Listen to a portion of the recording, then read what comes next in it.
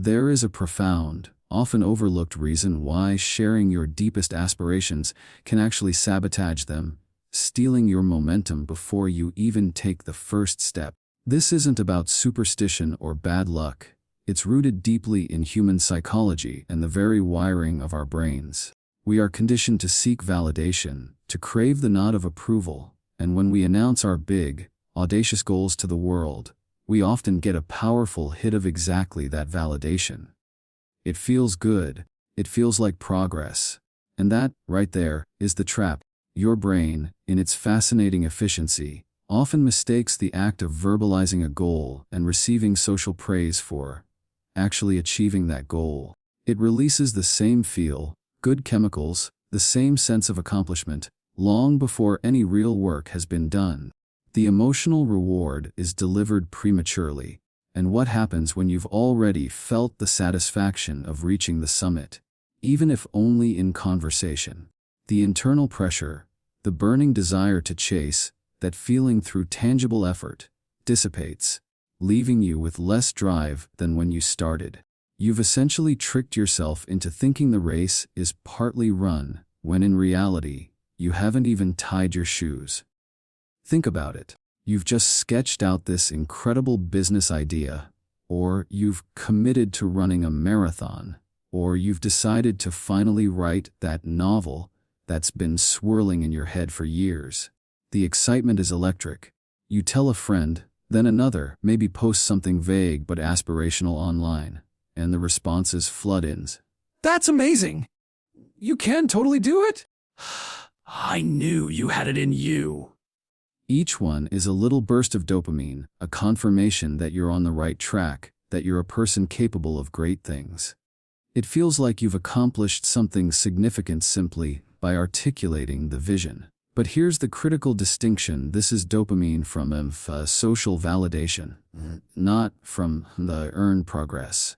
It's a cheap, easy hit that tricks your system into believing the hard work is already underway, or perhaps even done. The brain registers the social praise as a proxy for actual achievement, thus reducing the subconscious urgency to pursue the task itself.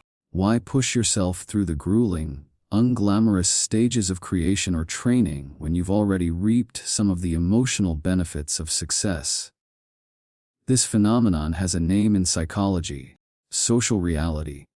When you declare your intention, especially publicly, your brain creates a social reality where the goal is already partially fulfilled. It's like prematurely cashing in your emotional chips. Consider the young artist, bursting with a revolutionary vision for a new painting. They describe it in vivid detail to anyone who will listen: the colors, the emotion, the message. People are impressed. Wow, I can't wait to see that. The artist feels a surge of pride, a sense of having already made a significant step. But then, when they stand before the blank canvas, the initial fire that drove the idea feels dimmer. The emotional fuel has been consumed by the telling, rather than saved for the doing. The painting never quite lives up to the grand description, or worse, it's never started at all. The act of sharing, intended to ignite, instead snuffed out the spark. Beyond the internal psychological trap, there's the subtle, insidious weight of other people's expectations. Once you've unveiled your dream, it stops being solely yours. It becomes a public declaration, a shared expectation. Suddenly, every time you see the person you told, you feel a silent pressure. How's that big project coming along? They might ask, innocently. Each inquiry, no matter how well-meaning, chips away at the pure, unburdened joy of creation. It introduces an element of performance anxiety that wasn't there when the dream was your secret, your quiet passion. What if they doubt you? Their skepticism, even unspoken, can infect your own resolve. And what if they're ours too encouraging? Their unwavering belief can feel like a burden, an impossible standard to live up to when you're facing the inevitable setbacks that come with any ambitious endeavor. The dream, once a private source of inspiration, becomes a public spectacle, and performing for an audience, even a small, supportive one, changes its very nature. Then comes the unsolicited advice avalanche. Once you tell people your dream, everyone suddenly becomes an expert, a consultant, a wellspring of helpful suggestions. You should do it this way. Have you thought about that angle?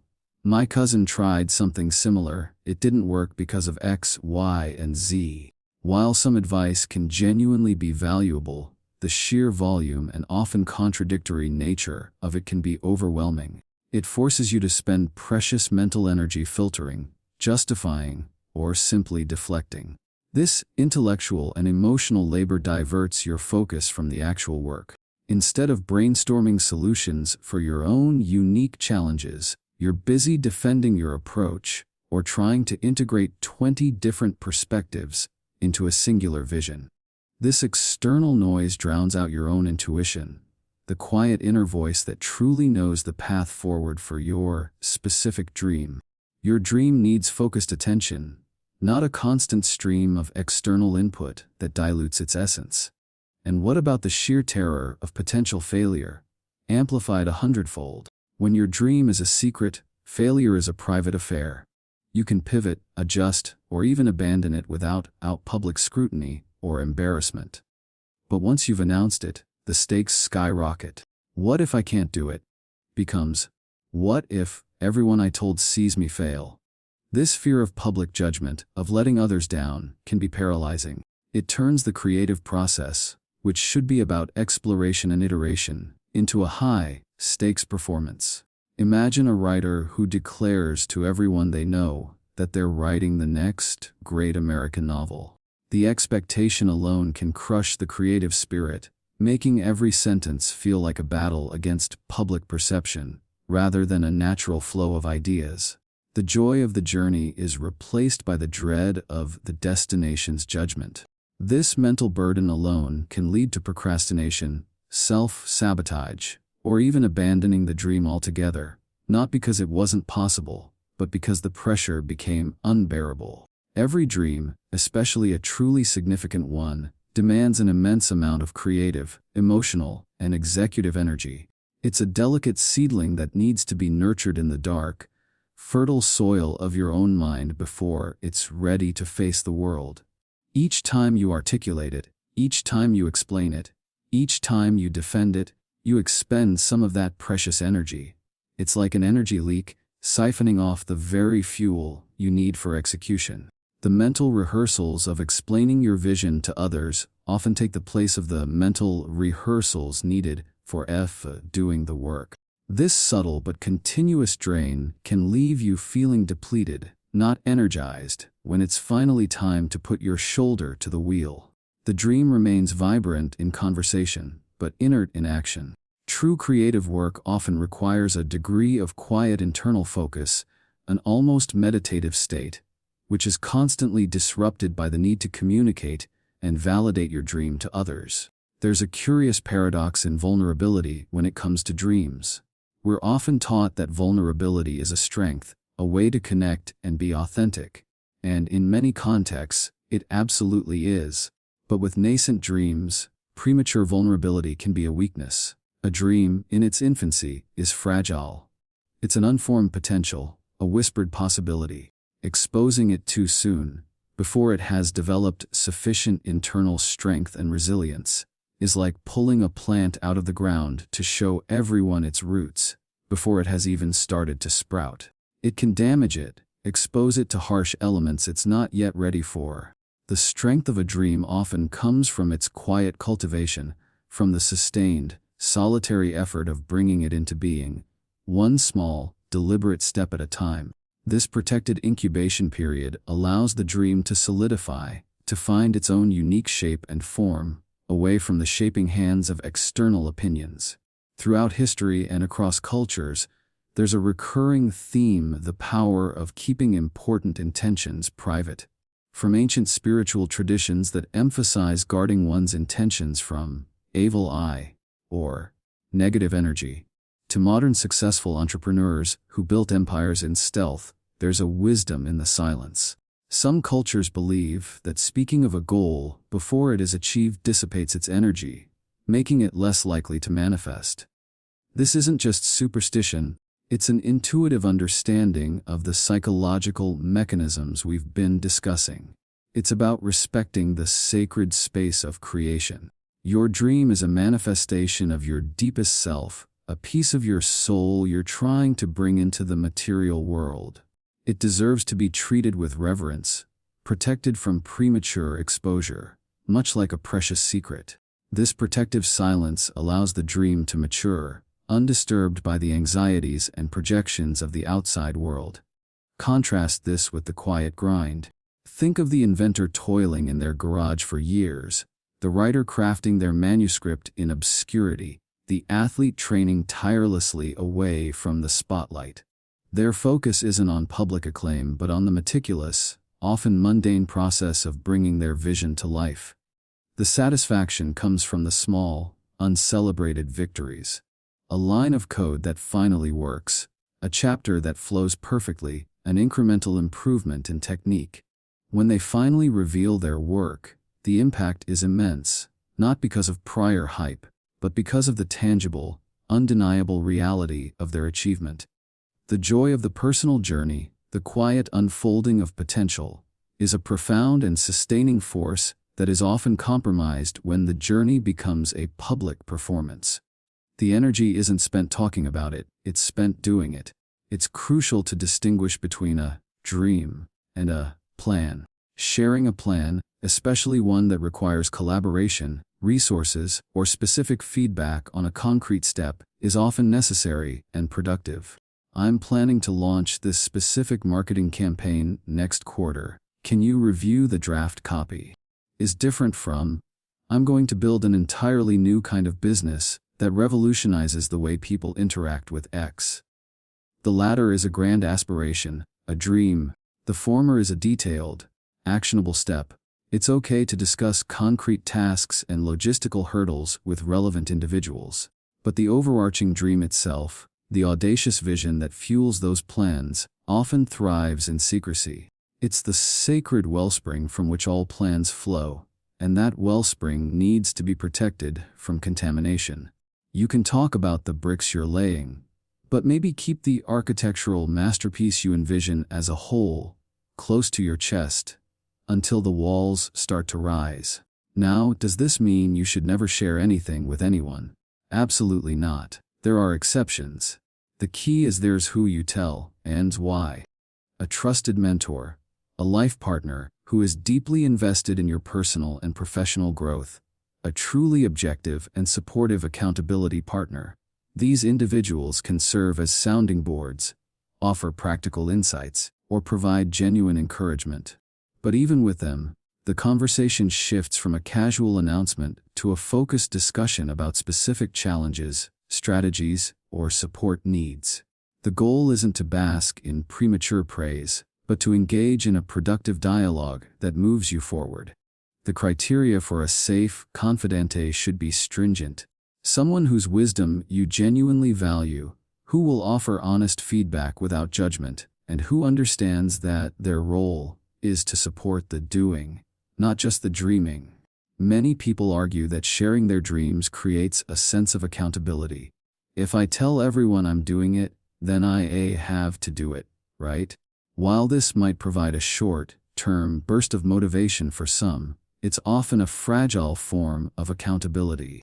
True, sustainable accountability comes from internal drive, from systems you put in place, from a deep personal commitment. External pressure, while seemingly effective, can often lead to resentment, shortcuts, or an increased likelihood of abandoning the project entirely when faced with significant resistance. You're not doing it for them anymore. You're doing it to avoid perceived failure in their eyes. This shifts the locus of control and can deplete your intrinsic motivation. Real accountability is built on consistent, quiet action, not on loud pronouncements. It's about showing up for yourself, day after day, regardless of who is watching or what they expect. This brings us to the premature celebration trap. In our highly connected world, it's all too easy to confuse intention with action, and the celebration of an idea with the celebration of its execution. Social media, in particular, encourages this, with its constant stream of manifesting my goals for 2024, or so excited to announce my new venture details coming soon. This early celebration, often met with enthusiastic likes and comments, provides that dopamine hit we discussed earlier. It makes us feel like we're already on our way, when in reality, the hard, unglamorous work of building, creating, and struggling is still ahead. This can lead to a sense of false accomplishment, a feeling that a significant milestone has been reached when only a declaration has been made. The energy that might have fueled the actual work is instead consumed in the glow of public anticipation. By choosing to keep your dreams close, you reclaim an immense amount of creative and executive energy. This reserved energy, instead of being spent on talking, defending, and managing external perceptions, can be funneled directly into the crucial acts of planning, creating, experimenting, and problem-solving.